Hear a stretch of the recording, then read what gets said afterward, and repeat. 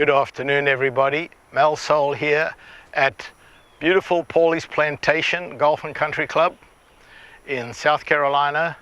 We had some freezing weather last week. This week it's warmed up a bit, and next week it looks like we're going to get some cold weather. So while we have this little respite in cold weather, I decided to come out and shoot a couple of tips for next week. And so today is normally Troubleshot Tuesday, but I felt this was important enough to help your golf that I wanted to talk about this in place of the Troubleshot.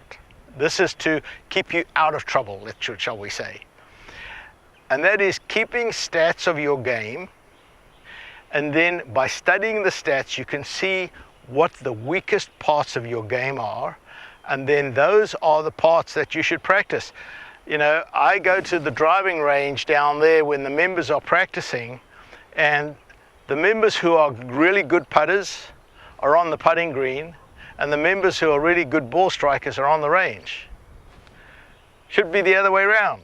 Should be the bad putters on the putting green and the bad ball strikers up on the range working on their swings. So, you know, look at your stats. So there's lots of programs that you can download onto your phone that will help you keep stats as you're playing. I use something called Game Golf, and this little device clips onto my belt as I'm playing.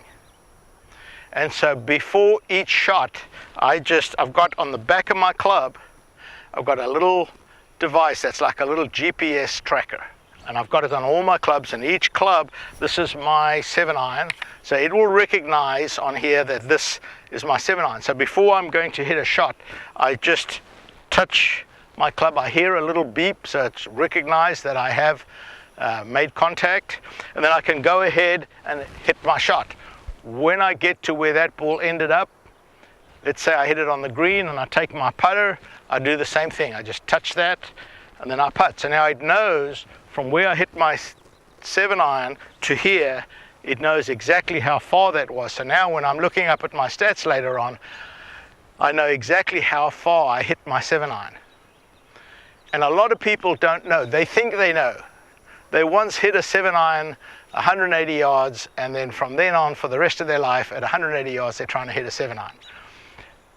What surprised me was, even for me, I actually hit the ball a little shorter, because all the stats are giving me is my average shot, not my best shot. I can look at my best shot and say, okay, you know, I hit my 7-iron 170 yards, that's my best shot. But if I look at my average, it's around 160 yards. So when I'm on the golf course and I'm playing, say on hole number 5 here at Pawleys Plantation that has a lake in front, and I've got 170 yards to the flag, I'm not going to take my 7-iron, because if I hit it 160, if I hit my average shot, it's going to end up in the water. So it's that knowledge that helps me play better. So you can get Game Golf on my website. Give me a call if you want to talk about it.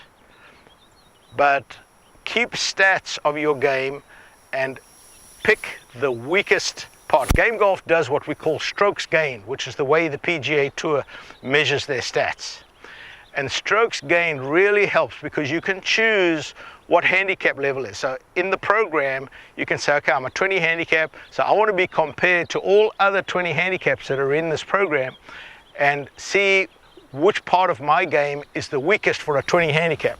So if you go away and work only on that part of your game and improve that, your handicap's going to now come down to 18.